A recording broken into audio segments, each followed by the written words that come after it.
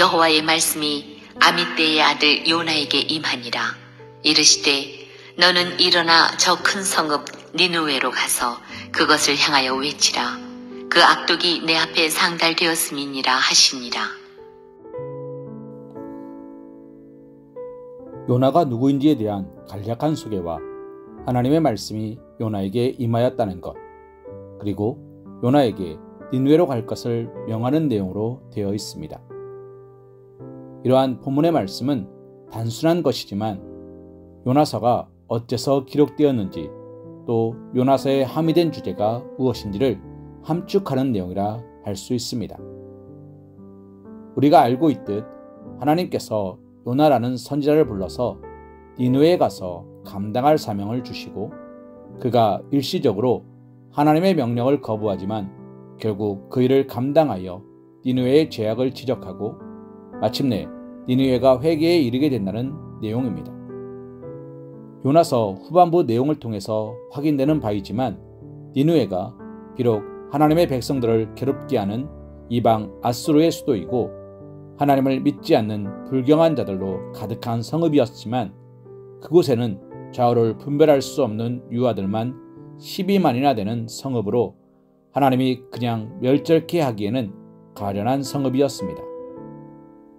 따라서 그곳에 가서 회개를 선포하는 것은 하나님의 마음을 헤아려 알아야 할 선지자라면 기꺼이 해야 할 일이었습니다. 설사 요나 개인의 입장에서는 달갑지 않은 것이라 하여도 하나님의 명령에 절대 복종해야 할 하나님의 선지자로서 반드시 감당해야 할 일이었던 것입니다. 사랑하는 성도님, 요나에게 그러하셨듯 하나님께서는 시대마다 하나님의 종들에게 가야 할 길, 감당해야 할 구체적인 사명을 허락하십니다.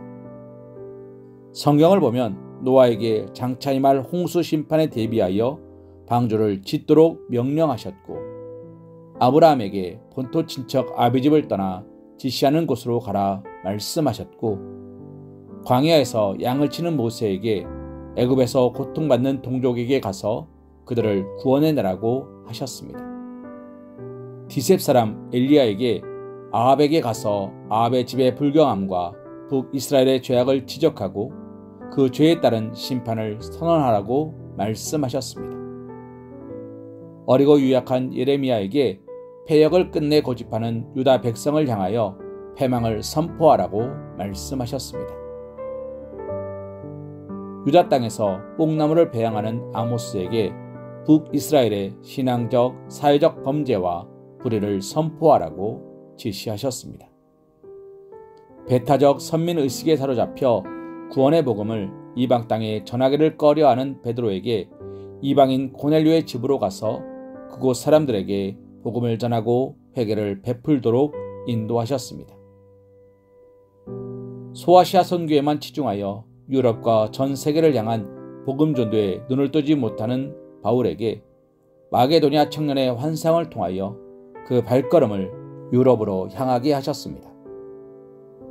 실로 성경은 곳곳에서 하나님께서 그 종들, 그 백성들로 하여금 마땅히 가야 할 길, 감당해야 할 사명을 구체적으로 제시함을 보여주고 있습니다. 이러한 하나님의 역사는 과거 신구약 성경에 기록된 하나님의 사람들에게만 이루어지는 것은 아닙니다. 그것은 오늘 우리들의 삶의 자리에서도 구체적으로 이루어지고 있는 일입니다. 실로 하나님께서는 우리들 성도들로 하여금 우리가 어디에 가서 무엇을 해야 할지를 말씀을 통하여 가르쳐 주시고 그것을 감당하기를 원하십니다. 사랑하는 성도님, 하나님께서 우리에게 요구하시고 원하시는 것은 무엇입니까? 그것을 발견하고 그 길과 그 방향으로 나아가고 계십니까? 하나님께서 이 시대에 우리 각자에게 들려주시는 주의 음성을 들으며 그에 순종하는 복된 삶을 살아가시기를 주님의 이름으로 소망합니다. 시편 143편 10절 말씀으로 오늘의 말씀 묵상을 이어갑니다. 주는 나의 하나님이시니 나를 가르쳐 주의 뜻을 행하게 하소서. 주의 영은 선하시니 나를 공평한 땅에 인도하소서. 아멘.